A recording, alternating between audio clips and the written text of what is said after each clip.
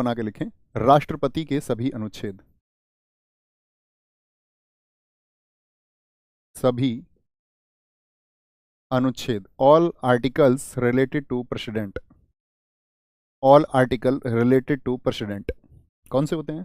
पहले आता है हमारा आर्टिकल 52, फिर आर्टिकल 53, फिर आर्टिकल 54, फिर आर्टिकल 55, आर्टिकल 56, फिर 57।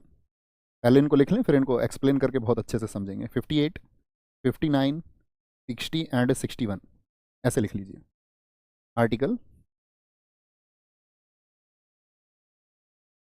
52 क्या बोलते हैं इसमें? 30 साल पुरानी एक ट्रिक, प्राचीन पुस्तकों की ट्रिक कौन सी? पकानी कोका दियो दसम, पका नी को का दू यो दसम। राजस्थान ज्ञान एक चैनल हुआ करता था, उसने इसको सबसे पहले दिया था ट्रिक को।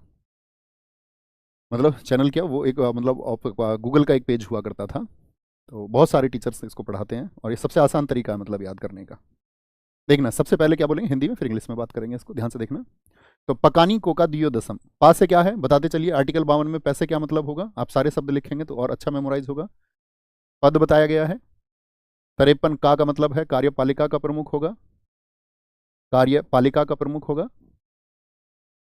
कार्यपालिका, कार्यपालिका का प्रमुख होगा।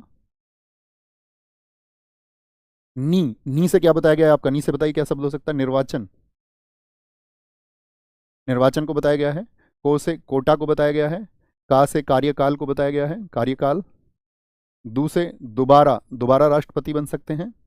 योग्यता बताई गई है, योग्यता। दशाएं बताई गई हैं, अभी हम इस बारे में बात करेंगे दशाएं क्या क्या हैं। सा से शपथ बताई गई है। और 61 में बताया गया है महाभियोग को, महाभियोग को, ठीक है। और लिखें 62 में बताया गया है आपका रिक्ति को, रिक्ति, वैकेंट सीट हो जाएगी जब राष्ट्रपति अपने पद पर नहीं बने रहेंगे। ओके, तो बताएं पहले क्या बताया गया है आपका? पद होगा। पद का मतलब क्या हो गया? पा से पद किसका पद होगा? President, there shall be a president of India. क्या बताया गया है? वो कार्यपालिका के प्रमुख होंगे। कार्यपालिका के प्रमुख मतलब उनको कार्यपालिका की शक्तियां दी गई हैं यहाँ पर, और इसको थोड़ा सा मॉडिफाइड करना, कार्यपालिका की शक्ति लिखें तो ज़्यादा अच्छा होगा। कार्यपालिका की शक्ति दी गई है, कार्यपालिका की शक्ति। और कार्यपालिका की शक्ति को हम क्या बोलेंगे? आपका एग्जीक्यूटिव पावर्स की बात की गई है, एग्जीक्यूटिव पावर्स। निर्वाचन अर्थात आपका इलेक्शन।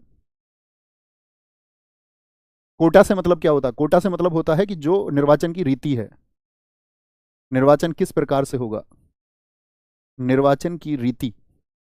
रीति का मतलब होता है, हम कह सकते हैं इसको manner of election, manner of election, कि भाई एकल संक्रमणीय मत से होता है, समान अनुपातिक प्रणाली से होता है, या गुप्त मतदान होता है। कार्यकाल, कार्यकाल को हम क्या बोलेंगे? टर्म। अच्छा बताइए कितने वर्ष का कार्यकाल होता है राष्ट्रपति साहब का? कितने लोग बता सकते हैं? दोबारा, दोबारा का मतलब क्या हुआ आपका? री इलेक्शन, री इलेक्शन। योग्यता अर्थात आपका क्वालिफिकेशंस, क्वालिफिकेशंस बताई गई भाई कि आपको प्रेसिडेंट होने के लिए क्वालिफिकेशंस। दशाएं, दशाएं का क्या मतलब हो गया आपका? कि कंडीशंस क्या होंगी, कौन सी कंडीशंस अप्लाई होंगी। शपथ, ओथ और अफर्मेशन बोल सकते हैं इसको, शपथ या प्रतिज्ञान बोलते हैं, अफर्मेशन। महाभियोग, इम्पीचमेंट, इम्पीचमेंट। और रिक्ति यानी कि वैकेंट होने पर क्या होगा, वैकेंट होने पर क्या होगा। इतना लिख चुके हैं, फिर समझें सब चीज़ों को विस्तार से। भैया 5 वर्ष का कार्यकाल होता है। बहुत बढ़िया जी, बहुत बढ़िया। अब